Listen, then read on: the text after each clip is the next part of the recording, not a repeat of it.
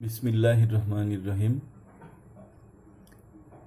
আজকে আমি তোমাদের গণিত বইয়ের 29 পৃষ্ঠা একটা অঙ্ক আছে, সেই 29 পৃষ্ঠার অঙ্কটা আমি বলছি, তোমরা একটু অঙ্কটা মনোযোগ দিয়ে শোনো।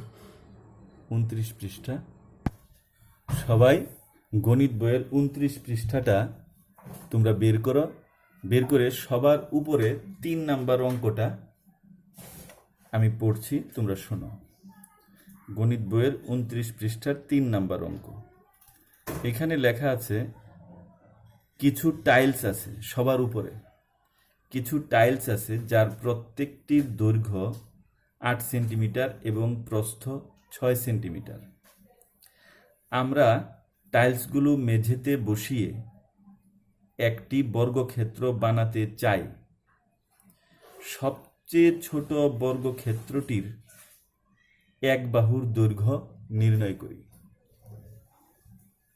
অঙ্কটা আশা করি তোমরা বের করে সবাই দেখে নিয়েছো। তো এখন এই যে অঙ্কটাতে বলা হয়েছে সবচেয়ে ছোট, এর আগের ক্লাসে আমি কি শিখিয়েছিলাম? সবচেয়ে ছোট এই কথাটা থাকলে অঙ্কটা লসাগু করতে হয়। তো আমি এখানে তোমাদেরকে প্রথম এই অঙ্কটাকে আমি একটা সৃজনশীল আকারে তোমাদের জন্য তৈরি করেছি। অঙ্কটা তোমরা সৃজনশীল হিসাবে করে নিবে। প্রথম প্রশ্নটা খাতায় এগুলো তোমরা উঠিয়ে নিবে, আগে ভালো করে শোনো। প্রথম প্রশ্নটা এখান থেকে আমি তৈরি করেছি, এটা বইয়েরই প্রশ্ন, আমি তৈরি করিনি, বইয়ের প্রশ্নই আমি একটু সৃজনশীল আকারে ক খ গ দিয়ে সাজিয়ে নিলাম। ক প্রশ্নটা হলো সবচেয়ে ছোট বর্গক্ষেত্রটির এক বাহুর দৈর্ঘ্য নির্ণয় করো। সবচেয়ে ছোট বলার কারণে আমরা এটাকে লসাগু করব। এখন লসাগু করব, কত কত লসাগু করব, কোন কোন সংখ্যার লসাগু করব সেটা তো অঙ্কে দেওয়াই আছে, যে টাইলসের দৈর্ঘ্য 8 সেন্টিমিটার, প্রস্থ 6 সেন্টিমিটার, তাহলে 8 আর 6 লসাগু করব। এরপর খ প্রশ্ন, সবচেয়ে ছোট বর্গক্ষেত্র বানানোর জন্য কয়টি টাইলস প্রয়োজন। এটা তোমাদের ওই অঙ্কটার নিচেই, একটু নিচে, পৃষ্ঠার থেকে একটু নিচে নামলেই দেখতে পাবে এই প্রশ্নটাও আছে, সেটা 2 নাম্বার দিয়ে, 1 নাম্বার দিয়ে, তারপরে 2 নাম্বার দিয়ে এই প্রশ্নটাও আছে। আমরা এখন প্রথমে আমি ক প্রশ্নটা নিয়ে তোমাদের বোঝাচ্ছি। সবচেয়ে ছোট বর্গক্ষেত্রটির এক বাহুর দৈর্ঘ্য নির্ণয় করো। যেহেতু সবচেয়ে ছোট, এই জন্য লসাগু করতে হবে। কার কার লসাগু করতে হবে? ওই যে বইয়ে যে লেখা আছে টাইলসের দৈর্ঘ্য 8 এবং প্রস্থ 6 সেন্টিমিটার, এই 8 এবং 6 এর লসাগু করতে হবে। তাইলে আমাদের বক্তব্যটা লিখতে হবে এরকম: 8 ও 6 এর লসাগু যত, সবচেয়ে ছোট বর্গক্ষেত্রটির এক বাহুর দৈর্ঘ্য তত সেন্টিমিটার। এখানে সেন্টিমিটারটা লিখে দিও। আমি অবশ্য অনেক সময় শিখিয়েছি শুধু তত পর্যন্ত লিখে, তাও হবে, তবে সেন্টিমিটারটা লিখে দিলে ভালো হয়। তাহলে যেহেতু লসাগু করতে হবে, কেন লসাগু করতে হবে? এই যে সবচেয়ে ছোট থাকার কারণে। আর লসাগু কার কার করতে হবে? 8 এবং 6। তাহলে বক্তব্যটা এইভাবে তোমরা লিখে নিবে। লিখে তারপরে 8 এবং 6 এর লসাগু সিঁড়ি পদ্ধতিতে, সহজ পদ্ধতিতে তোমরা করবে। সেটা হলো প্রথমে 2 যায়, 4 দুগুণে 8, 3 দুগুণে 6, আর কিন্তু যায় না। তাহলে আমাদের লসাগু হবে এই 2 আর 4, 3 গুণ করলে 2 গুণ 4 গুণ 3, 24। তাইলে আমরা পেয়ে গেলাম লসাগু 24। আর লসাগুটাই হবে বর্গক্ষেত্রের এক বাহুর দৈর্ঘ্য। তাহলে অতএব সবচেয়ে ছোট বর্গক্ষেত্রটির এক বাহুর দৈর্ঘ্য 24 সেন্টিমিটার।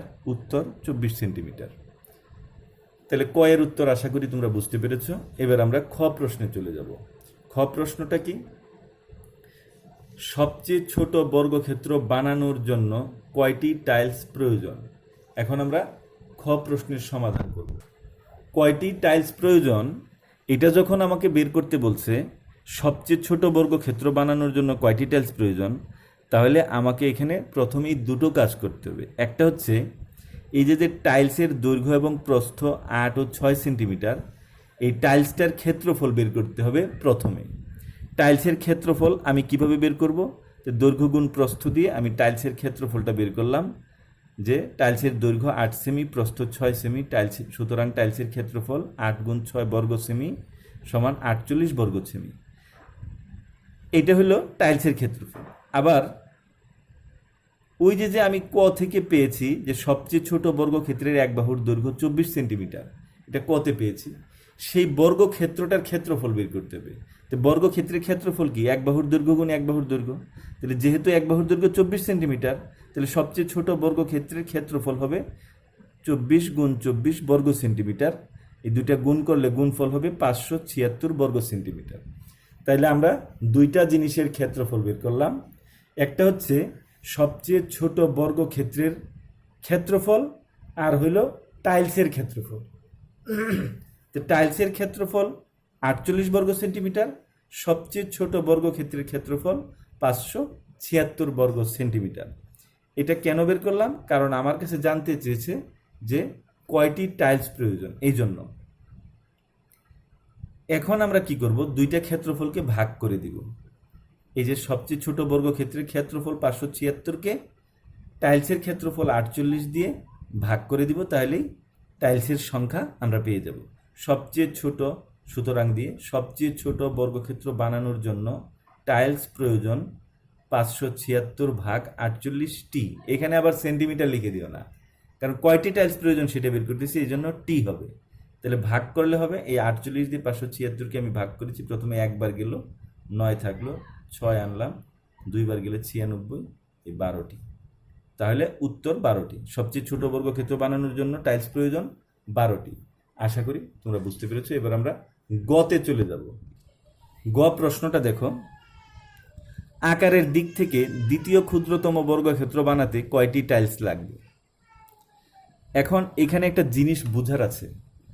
আকারের দিক থেকে দ্বিতীয় ক্ষুদ্রতম বর্গক্ষেত্র, তো আমরা যেটা এখানে পেয়েছি সেটা হলো সবচেয়ে ছোট, মানে ক্ষুদ্রতম। এখন দ্বিতীয় ক্ষুদ্রতম যেটা, সেটা কিন্তু এর চেয়ে বড়, এর চেয়ে দ্বিগুণ। এর এক বাহুর দৈর্ঘ্য, এই যে আকারের দিক থেকে দ্বিতীয় ক্ষুদ্রতম বর্গক্ষেত্র, এটার এক বাহুর দৈর্ঘ্য এই সবচেয়ে ছোট বর্গক্ষেত্রের এক বাহুর দৈর্ঘ্য অপেক্ষা দ্বিগুণ। এটাই হলো দ্বিতীয় ক্ষুদ্রতম বর্গক্ষেত্র। তাহলে এইটা হলো ক্ষুদ্রতম, মানে সবচেয়ে ছোট। এর চেয়ে ছোট কিন্তু আর হবে না। এখন দ্বিতীয় ক্ষুদ্রতমটা এই ক্ষুদ্রতমর চেয়ে এক বাহুর দৈর্ঘ্য হবে তার দ্বিগুণ। তাহলে আমরা ক থেকে পেয়েছি সবচেয়ে ছোট বর্গক্ষেত্র বানানোর, সবচেয়ে ছোট বর্গক্ষেত্রের এক বাহুর দৈর্ঘ্য 24 সেমি। আমরা পেয়েছি ক থেকে সবচেয়ে ছোট বর্গক্ষেত্রের এক বাহুর দৈর্ঘ্য 24 সেন্টিমিটার। তাহলে সবচেয়ে ছোটটার এক বাহুর দৈর্ঘ্য যদি 24 সেন্টিমিটার হয়, তাহলে আকারের দিক থেকে যে দ্বিতীয় ক্ষুদ্রতম বর্গটা হবে তার এক বাহুর দৈর্ঘ্য হবে 24-এর দ্বিগুণ। 24 গুণ 2 সেন্টিমিটার সমান 48 সেন্টিমিটার। তাহলে আকারের দিক থেকে দ্বিতীয় ক্ষুদ্রতম বর্গের এক বাহুর দৈর্ঘ্য যদি 48 সেন্টিমিটার হয়, তাহলে আকারের দিক থেকে দ্বিতীয় ক্ষুদ্রতম বর্গের ক্ষেত্রফল হবে 48 গুণ 48 বর্গ সেন্টিমিটার সমান 2304 বর্গ সেন্টিমিটার। এটা আকারের দিক থেকে দ্বিতীয় ক্ষুদ্রতম বর্গের ক্ষেত্রফল। আর খ হতে আমরা পেয়েছি টাইলসের ক্ষেত্রফল 48 বর্গ সেন্টিমিটার। তাহলে এখন আমরা লিখতে পারি, সুতরাং আকারের দিক থেকে দ্বিতীয় ক্ষুদ্রতম বর্গক্ষেত্র বানাতে টাইলস লাগবে এই ক্ষেত্রফল ভাগ টাইলসের ক্ষেত্রফল, 2304 ভাগ 48 টি। ভাগ করলে এটা হবে 48, কারণ 48 গুণ 48 এটা আমি ভাগ করলাম না, এই জন্যই 48 গুণ 48 যদি 2304 হয়, তাহলে 2304 ভাগ 48 সমান 48 হবে।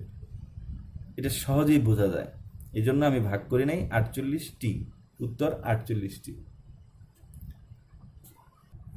তোমাদেরকে একটা ছোট্ট জিনিস শিখিয়ে দিব আমি এখন, সেটা হচ্ছে লসাগু। এই লসাগু জিনিসটা আসলে হলো ভাজ্য। তোমরা ভাজ্যের সংজ্ঞা বা ভাজ্য জিনিসটা কি সেটা নিশ্চয়ই তোমাদের মনে আছে। তারপরে আমি তোমাদের একটু মনে করিয়ে দিচ্ছি, যে সংখ্যাকে ভাগ করা হয় তাকে ভাজ্য বলে। তো লসাগুটা কিন্তু ভাজ্য। যেমন আমি যদি এখন 6, 9, 12 এই তিনটা সংখ্যার লসাগু যদি আমি বের করি, তাহলে লসাগুটা কত হবে আমরা একটু দেখি। প্রথমে আমরা 2 দিয়ে দিব, কারণ 2 6-এর মধ্যেও যায়, 12-এর মধ্যেও যায়, দুইটাতে গেলেই হয়। তাহলে 3 দুগুণে 6, 9-এর মধ্যে যেহেতু 2 যায় না এই জন্য 9 সরাসরি নেমে যাবে, 6 দুগুণে 12। এইবার কিন্তু 3 3টার মধ্যেই যায়, 3 একে 3, 3 তিরিকে 9, 3 দুগুণে 6। এখন সুতরাং এই 3টা সংখ্যার লসাগু হবে, লসাগু সমান 2 গুণ 3 গুণ এই 1 বাদ যাবে, এই 3 আসবে, গুণ 2। তাহলে লসাগু হলো 36। তাইলে আমরা 6, 9 এবং 12 এই 3টা সংখ্যার লসাগু পেলাম 36। এই লসাগুটা হচ্ছে ভাজ্য। কিভাবে? আমরা যদি বলি যে কোন ক্ষুদ্রতম সংখ্যা 6, 9, 12 দ্বারা নিঃশেষে বিভাজ্য, 36 হইল সেই ক্ষুদ্রতম সংখ্যা 6, 9, 12 দ্বারা নিঃশেষে বিভাজ্য। অথবা কোন ক্ষুদ্রতম সংখ্যাকে 6, 9 এবং 12 দ্বারা ভাগ করলে কোনো অবশিষ্ট থাকবে না। কোন ক্ষুদ্রতম সংখ্যাকে 6, 9 এবং 12 দ্বারা ভাগ করলে কোনো ভাগশেষ বা অবশিষ্ট থাকবে না। তো 36কে 6 দ্বারা ভাগ করলে কোনো অবশিষ্ট থাকবে না, 6, 6, 36 মিলে যাবে। 9 দ্বারা ভাগ করলে কোনো অবশিষ্ট থাকবে না, 4 নং 36 মিলে যাবে। 12 দ্বারা ভাগ করলেও কোনো অবশিষ্ট থাকবে না, 3 12 36 মিলে যাবে। এই জন্যই বলা হচ্ছে যে কোন ক্ষুদ্রতম সংখ্যা কে, তাহলে যে সংখ্যাকে ভাগ করা হয় তাকে ভাজ্য বলে। তাহলে আমরা লসাগু 36 পেয়েছি। এটা এই 36কে যদি আমরা 6 দিয়ে ভাগ করি, 6, 6, 36, নিঃশেষে বিভাজ্য বা কোনো ভাগশেষ থাকবে না, যে ভাগশেষ শূন্য। তাহলে এই 36কে যেহেতু আমরা ভাগ করেছি, যে সংখ্যাকে ভাগ করা হয় তাকে কি বলে? ভাজ্য বলে। এই জন্য লসাগুটা হলো ভাজ্য। আর গসাগু যখন আমি বুঝাবো তখন গসাগু সম্পর্কে বলবো। গসাগু হলো ভাজক, লসাগু হলো ভাজ্য, আর গসাগু হলো ভাজক। যখন তোমার অঙ্কে ভাজক দেওয়া থাকবে, ভাজ্য বের করা লাগবে, তখনই তোমাকে বুঝতে হবে অঙ্কটা লসাগু করতে হবে। আর যখন অঙ্কে ভাজ্য দেওয়া থাকবে, ভাজক বের করা লাগবে, তখন তোমার অঙ্কটা গসাগু করতে হবে। কারণ ভাজক হচ্ছে গসাগু, গসাগুই হচ্ছে ভাজক, ভাজক হচ্ছে গসাগু, আর লসাগু হচ্ছে ভাজ্য, ভাজ্য হচ্ছে লসাগু। এখন এই জিনিসগুলো যদি তুমি বুঝো তাহলে তোমার অঙ্কটা কি করতে হবে সেটা নিয়ে বেশি চিন্তা করতে হবে না। আমি আরও পরবর্তী ক্লাসগুলোতে আরও বিস্তারিতভাবে তোমাদের বোঝাবো। তোমরা ধীরে ধীরে ক্লাসগুলো ফলো করতে থাকো। আশা করি তোমাদের এই জিনিসগুলো পরিষ্কার হবে। তো সবাইকে ধন্যবাদ। খোদা হাফেজ।